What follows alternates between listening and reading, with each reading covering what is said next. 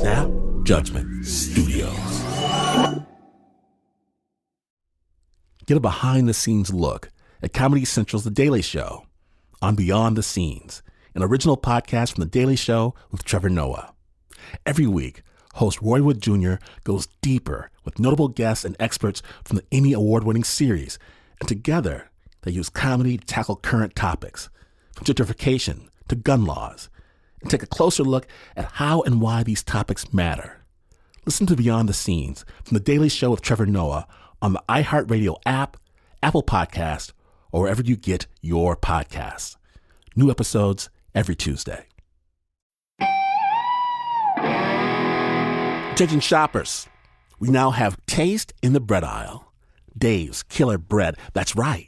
An organic bread that's no longer a sedative for your taste buds. Dave's Killer Bread is on a mission to make the most of the loaf, to rid the world of GMOs, high fructose corn syrup, and artificial ingredients, and plant the seeds of good in all that they bake. Killer taste, killer texture, always organic. Dave's Killer Bread. Bread amplified.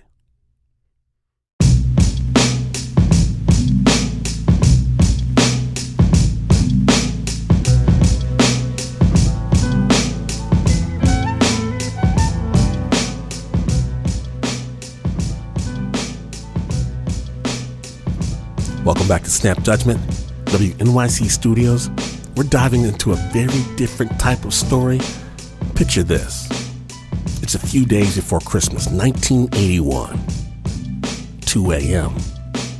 You're driving around town in a stolen vehicle. You are high. And then you hear the familiar sound of sirens behind you. You're being pulled over. Nick Yaris, he remembers the flashing lights, seeing the officer walk up to his car. At the time, he's a 20-year-old screw-up living in Chester, Pennsylvania. An addict, a thief. He remembers the officer knocking on the door, then ripping it open, grabbing him by the shirt, lifting him out of the car.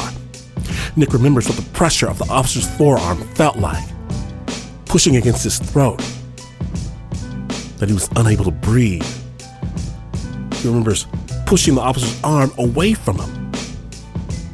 When the officer reaches for his holster, Nick pushes his arm forward again to protect himself. And he remembers the discharge of the gun. No one was hurt. Nick remembers the officer shoving him into the back of the patrol car, the officer looking at him through the rearview mirror. He says he saw the officer compose himself.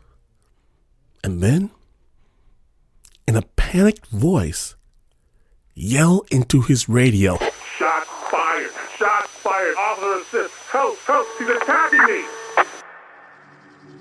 He remembers that as the moment that he was doomed to pay for a crime he did not commit.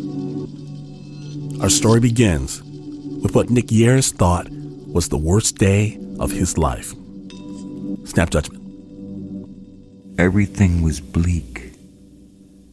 They dropped the world on me, didn't they? Kidnapping, attempted murder of a police officer, reckless endangerment, possession of a firearm. No way to get anybody to ever believe you. You're a junkie, a thief, and a liar.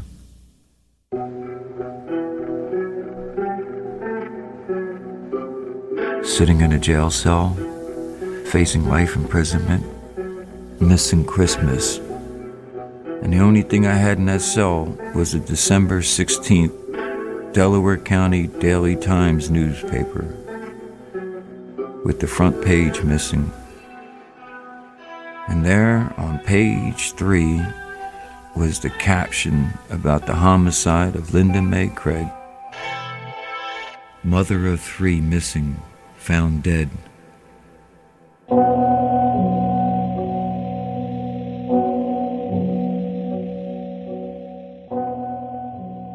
And then it reported that Linda Mae Craig was last seen leaving the Tri-State Mall at 4:05 p.m.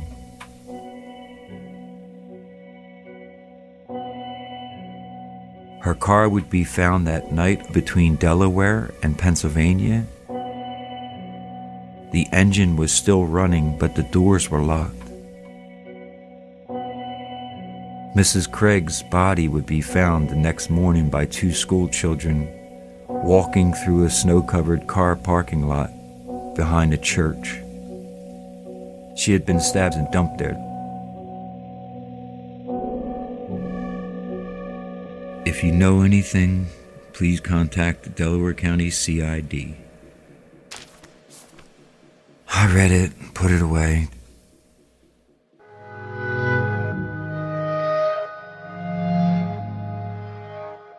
The idea in my head started this way. If I knew something about something like that, I bet you I could get out of here. So in my head, I made up a story. I picked out a man who had robbed me previously. I was told by a guy in my neighborhood that he had died of a drug overdose in the state of New Jersey.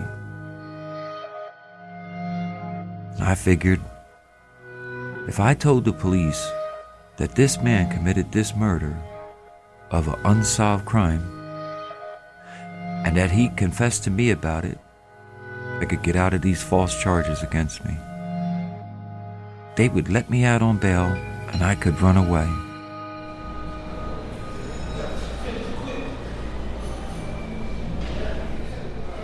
I laid there in my bed for 2 solid days, telling myself this story. And then all of a sudden, this guard starts talking to me. Had that officer not come up to me right at that moment, I don't think I ever would have done this.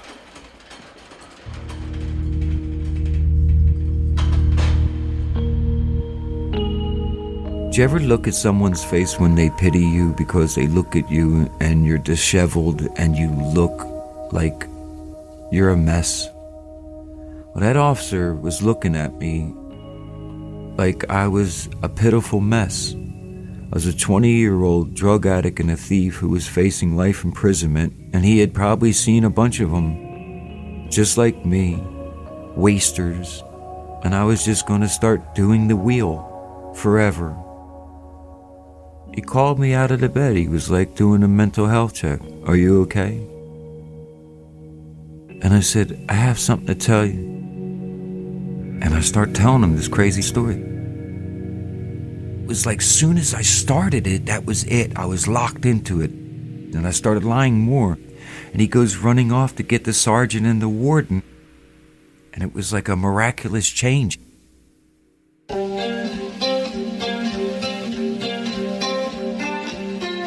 They took me out of solitary confinement, bought me a Coca-Cola, told me I was an amazing person. The warden of Delaware County Prison, he kept telling me again and again what a good thing this was. This is so good, he kept saying.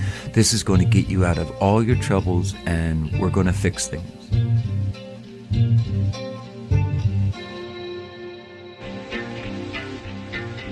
In April of 1982, I went to trial for the attempted murder and kidnapping of Officer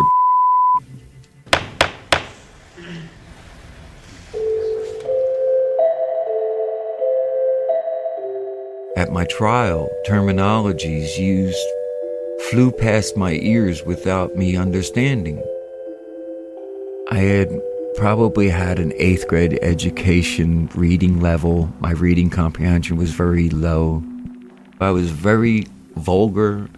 I had no patience for language. I didn't speak correctly. And it was so humiliating to me that I was going through the process of my life being taken from me so ignorantly. Officer was invited to testify first, and in very elaborate form told the jury how I took his firearm from him. He said that I had struck him a total of 5 times, including once had I hit him in the face with his pistol. He had a photograph taken of his hand showing a 2.5 centimeter scratch, he said, that proved everything he said was true. And my lawyer was very clever, so he only asked the man one question. If Nicholas Yaris hit you in the face 5 times And one of those times was even with a metal pistol. Why wouldn't you photograph your face of the damages that were obviously there when your eyeglasses were broken and you were assaulted? An officer was frozen in that moment of realizing he had been caught out. The jury took 15 minutes to decide my fate and found me not guilty of all charges.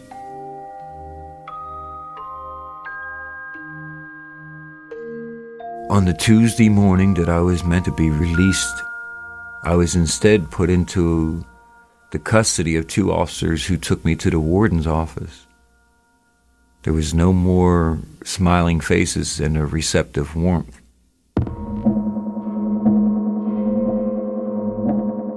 They said to me, "You lied to us." They went and interviewed the man who had robbed me previously. He didn't die of a drug overdose, his brother did. The police found out he had an alibi and he got off of drugs. So I was banking on a person being dead that was alive.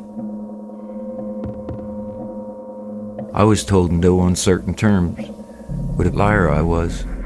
How could I do this to them? It's obviously because you killed Mrs. Craig, isn't it? And I looked at them like they had lost their minds. I was like, no, it didn't, no.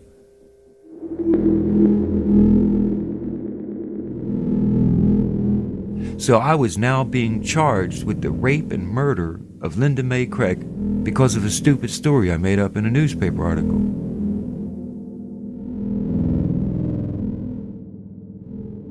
My downfall was my own stupid mouth.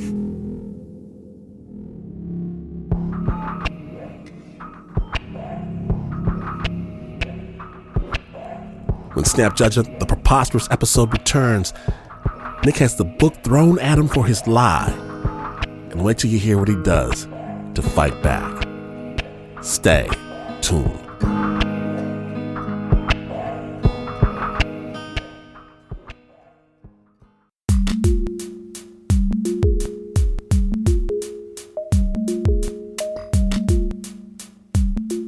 Welcome back to Snap Judgment.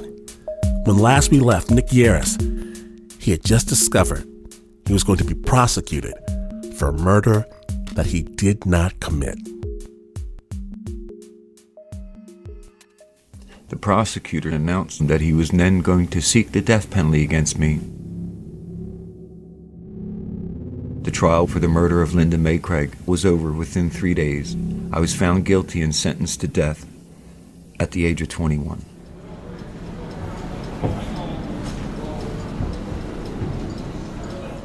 My parents basically could only come to see me twice a year, on my birthday in May and around Christmas. So when they did come to see me early on, my parents were very distraught. They had a patch on the back of my head that was covering an open wound from me beating my head on the wall. So my mother was getting upset and she excused herself and went to the toilet. My father looked at me and in very honest terms explained the situation.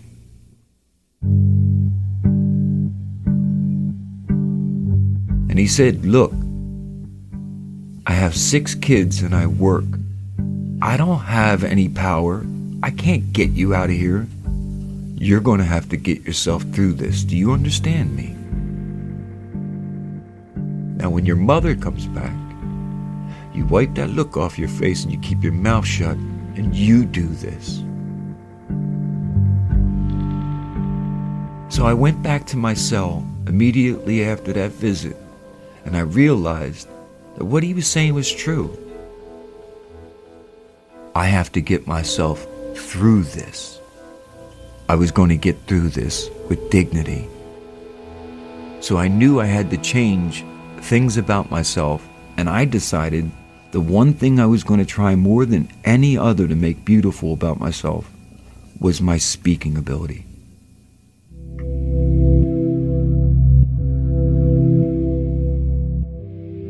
I took every photograph off that wall of beaches and cars or anything, and I put a single photograph of myself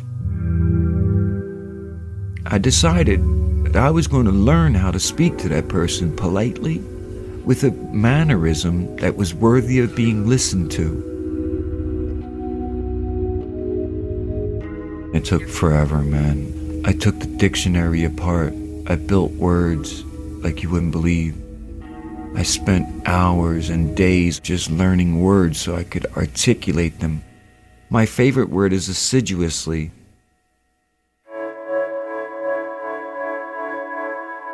The first 1,000 books took me 3 years to get through. I kept track of over 9,400 books before I lost my ledgers. I learned that regardless of what I was dealing with in the terms of authority, as long as I continued to maintain my politeness, I had power over them. When I left my cell, I would use obscure words and invite the officer to participate in such things as osculating my face today. And he said, "Yeah, I will osculate your face today," not knowing that he said he was going to give me a kiss. You know, when I shared your story, people were like, he talks very differently. And the way that he talks is like the way that somebody writes. Whoever said that, that person is very, very clever. They now know my secret.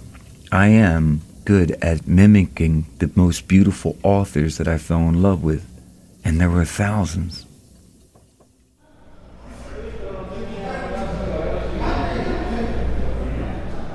And then one day I'm sitting there and the guard is going to throw a newspaper out in February of 1988 from this man's cell next to me. Turns to me and he says, "Here, do you want this newspaper?"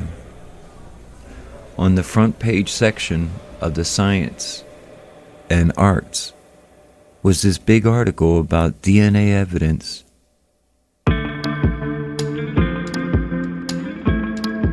There was no such thing as DNA testing in 1982 at the time of my arrest and conviction. As soon as I understood the science behind it, I knew it could prove me innocent. I started shouting, literally, "I got the key to my cell in my hands." And a couple of guys started thinking I lost my mind, making jokes with me. I said, "You don't understand." I told the guy that sent me the newspaper, I said, "Dennis, I could kiss you for this gift, boy. I'm gonna get my ass out of jail with this." And they all thought I lost my mind until I read the article to them. And I said, "Guess what, boys? Anybody convicted of a crime like this can get out." I didn't hear no cheering because I would find out soon that I would be the only one applying for this science. None of them were. So 1 year became 3 years for one test, 5 years for the second test. I was given finally the right to use a laboratory in California. And then, after 15 years of trying, the evidence spills in transit and I lose it anyway.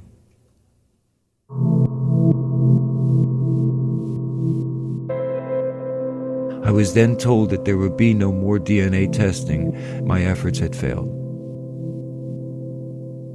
I watched 105 people walk free. I watched men from death row walk free. I watched DNA science developing while I was being cheated out of the usage of it. And the hardest part was knowing I had to keep my word to my father and get through this.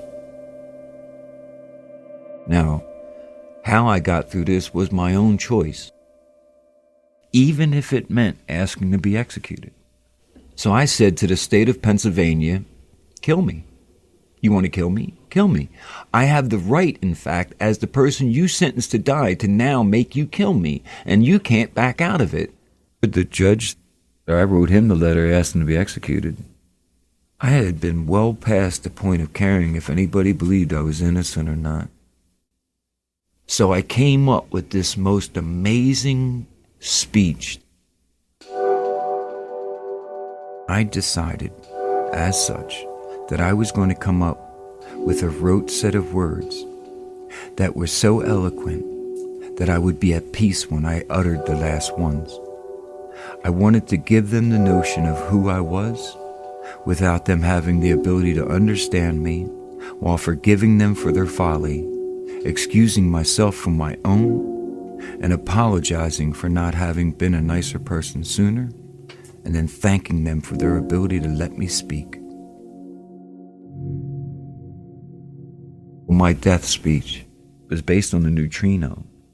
You see, I read this book that was a science journal, and it spoke about neutrinos and how this particle can pass through the hardest imagined surface that we know of. I don't care if you're a brick wall, concrete, granite, graphite, it goes through everything. And I fell so in love with the notion that my life was like a neutrino. And I put all my heart and soul into getting it correctly done so that I wouldn't falter when they strapped me down and executed me.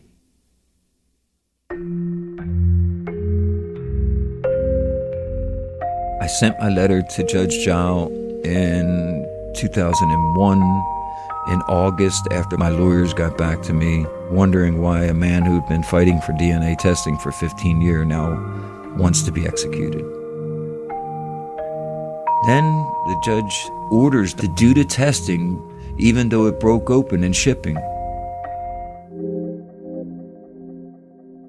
So when you found out that the judge decided to test the material, even though you had asked for basically the opposite, what was your reaction? When he ordered the DNA testing done, I had no expectations of anything. I didn't want to get on the hope train again. I got angry at him doing that. July 1st, 2003, my lawyer calls and he starts telling me in an apologetic form how for the past 6 years he really did think I was guilty. And that despite that, look at this, the results are back from Dr. Blake and, oh my God, you're actually innocent.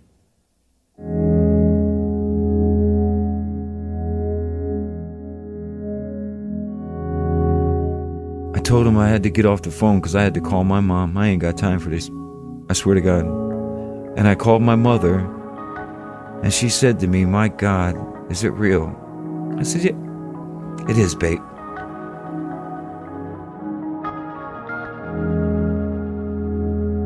January 16th, 2004, I said goodbye to the prison. Around 2 p.m., I was finally set free. We went to a restaurant nearby. So I nibbled on some bread, and my father asked me to go outside with him. We sat in the cold outside while everybody finished their meal. And he asked me to look around in fascination and tell him what was so different about the world after 23 years. And it came to me. I looked at him and I said, Pop, you know what? There ain't no more hubcaps.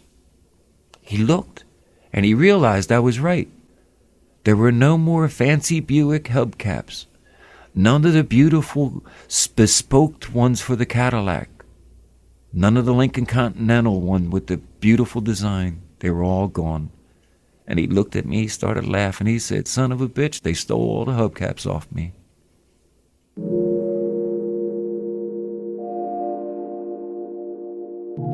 It wasn't until I finally was set free that I got in a battered old Jeep. I drove up into the mountains and I stood on a big boulder, and I was heartbroken that I was going to only have this one experience. And no matter how beautiful I made that moment, it would never be the same. So I stood up and I delivered my death speech. I am like a neutrino, and though I am passing through your lives, no different than that neutrino passing from the sun straight through the earth. And I forgave them and did it so eloquently.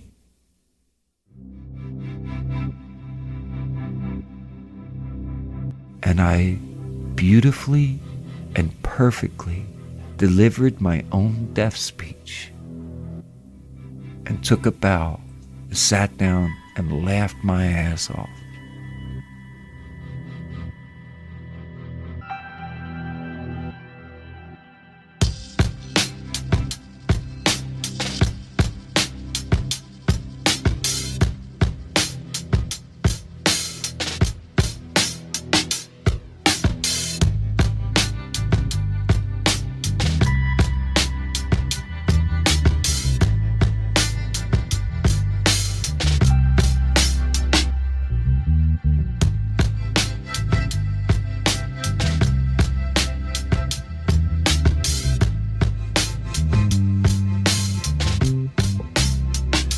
Thank you so much to Nick Yaris.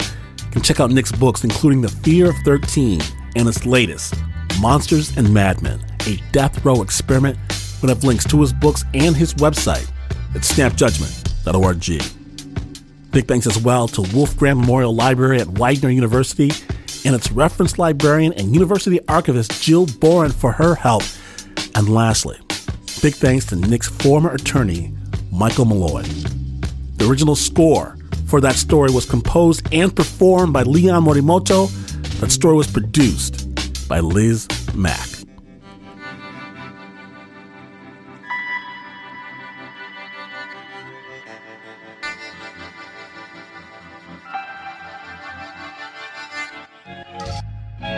If that story took you somewhere, I've got nothing but good news. See, more Snap Storytelling awaits right now on the podcast. Wherever you got this podcast, the party does not have to stop. You can follow us on the Twitter, Snap Judgment, or if you want to hear what I really think, follow me at Glenn Washington, Instagram. You won't believe how the Uber producer spent his vacation. Snap is produced by the team that never goes down without a fight. Give it up for the Uber producer, Mr. Mark Ristich. Pat Mesiti-Miller makes the beats go boom. Anna Sussman, she wards off the gloom. Liz Mack fights at noon. Renzo the Spoon Gorio. Eliza up to something Smith. Clock Rocker, Adiza Egan. Leon Morimoto checks the rhymes. Shayna Sheely likes the word unduly. Teo, Road Warrior Ducat.